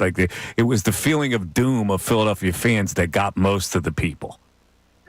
Because you do that not to hurt yourself. I mean, I know the dynamic of it. I was looking at it I think the Phillies are a better team. You guys were looking at it well, look what they did last year against Arizona. And I hate that carryover feeling where you're just trying to find something to talk you out of it. That's where I was focused. Yeah, that's fair. Yeah, they just hadn't been playing well in so long. I mean, really, you're talking since, June. They're like a 500 team. No, listen, I got hoodwinked. I was hoodwinked. My optimism was misguided. Well, because you're saying... Bill kept trying to tell me. Bill couldn't spell baseball. But he was telling me last year that it's going to carry over. It wasn't just last look at year. The layoff and you were telling me all those things. They turned out to be legit. So I got nothing. But you're saying we were worried that it was going to carry over from the last year's NLCS. That was part of it, but it was also how the team played for a couple of months. We knew it was going to be hard for them to just flip the script and say, all right, now the games matter. See, I didn't think it was going to be that hard to flip the script against the Mets. I thought they were a better team than the Mets, and I thought Wheeler winning Game 1 was going to be the whole key. Well, that didn't happen. Shockingly, they did not win Game 1. So that threw the whole thing in a tizzy. Yeah, we did agree on that if they lost Game 1, which I was concerned they were going to, you did agree that they'd have a tough time. You're fighting uphill. You can't lose you lose the odd games, and you're always fighting uphill instead of having control. When you have control, you feel confident. Now, the Phillies had control when they came back home last year in that LCS and still wound up losing it. So, but this was a climb. Once you lost with your ace. And then, you're fighting uphill. The crazy thing is, and I gave this stat last week, and I forget what the exact numbers were, but you looked at over the last 3 seasons when Wheeler or Nola was on the mound, The Mets, what was it? It was like 13-2. It was something ridiculous, and they did it again. They won both of those starts. I would not be shocked if the Mets get to the World Series. I gotta be honest with you. The way they're just, it's one of those stories where they're in total sync with each other. We got the text board. We didn't really go to the text board all day today, so let's check out what we have here, Ray. Yeah, diving into the mentality of this Phillies team. Eddie from South Jersey. Happy Friday to all. Sorry our lovable Phils let us down again. Looking back at Harper's days with the Washington Nationals, all I could say is, Papelbon, where are you? This team needs you. Remember he got into him and not playing? Oh, yeah. We need that attitude. Nah, we don't need Papelbon. Papelbon was a genuine creep. Yes. Yeah. Yeah. Yeah. That's your all-time leader in saves. Yeah, I know it is. It's hard to believe. It is crazy. You know who's second? Who, Tug? It's Joe Table, isn't it? Yeah, Jose Mesa, right? Yeah.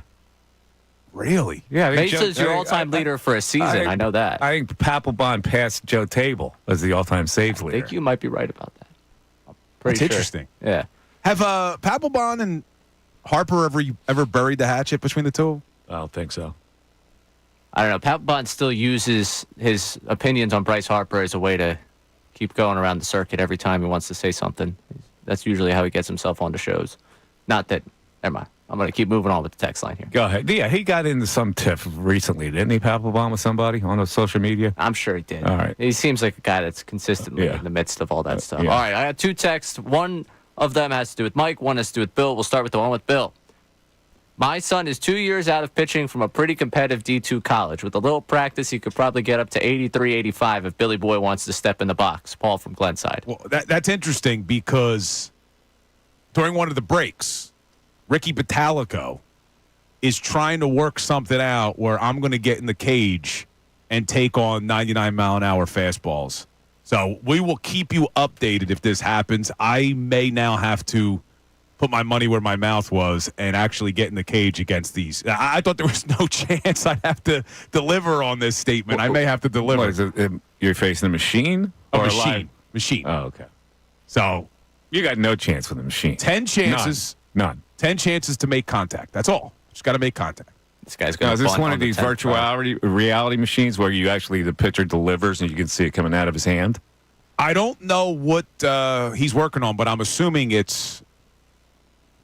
No, I'm assuming it's probably just a. They have those pitching virtual machine. reality machines. They do. Yeah, where a pitcher, you can replicate a pitcher, whoever it is, and then the ball comes out of the screen, actually, like right out of his hand. You're giving him too much credit for being able to time the stride up. This is a guy that hasn't played baseball. He's not going to have the step down to try. He's got no chance to hit that. But I got no problem delivering on this. I just hope the Flyers don't call and say, you know what, we want you on the ice. Let's see if you could score a power play goal. I don't think they're going to come calling. I have a feeling they're not going to come calling. See, I would much rather stand in there and try to take on a 100-mile-an-hour fastball than stand in front of the net and try to deflect a 100-mile-an-hour slap shot. You agree with that? Much rather. Okay. I don't know. I'm going to move on to the text that has to with Mike. No idea. The false bravado over there it reeks. Yeah, it's horrible. Yeah. It's horrible. All right. This is from Mike Jones checking in with us. Mikey misses a wise man. I'm a rideshare driver, and I keep a Wawa iced tea lemonade bottle in the car at all times. Oh, man. See, a lot of people think you can do it with a Diet Coke bottle. You can't. You need the Wawa bottle is the key. I just don't understand why you don't pull over. But sometimes you're on a highway and you can't pull over. I don't know. Sometimes I'm at a red light. Yeah, but sometimes I'm in a parking lot. How quickly does it hit you? I mean, you have to go to the bathroom for a while. No, it hits you and you go, I don't. You measure it out. And you go, I don't have time to get to the next restroom. See, I must have a big bladder. I could hold it for a while. What don't you do well, Bill? Please tell me. You are. I know. I don't mean amazing. The amazing Bill. By the way, I got to ask you this because I don't know. Bladder. He can play in the NHL. He's become the new Connor Thomas. He can hit 95. I do have a big bladder. I'll put my bladder up against anyone out there. Snap in a game. Yep. He can do it Score all. on the power play. I was a long snapper. Hey, it's not my fault I was an athlete. His wife thinks he's Sebastian Maniscalco. I do it all. I'm a Renaissance man. But somebody on YouTube said that I have how does Bill have the worst Ridley Park accent on the station, and he's from New Jersey? I don't think I have a Delco accent. Do I? You got some kind of accent. Yeah, you do have some sort of South. It's more South Philadelphia. Could be a South My Jersey. family's from South Philly. I don't know. Anyway, all right. I think it's time for closing It argument. is Mike. time for closing arguments. Now, closing arguments on the Mike Missanelli Show. Brought to you by Lowenthal and Abrams Injury Attorneys. Injured in an accident, call 800-876-LAWYER or visit LowenthalAbrams.com. Oh, Low, I'm worried. I'm worried about the state of Philadelphia sports. I am worried that we just came off a horrible sports experience with the Phillies losing, and I am worried that the football team is not going to be good enough to pull us out of the quicksand of misery.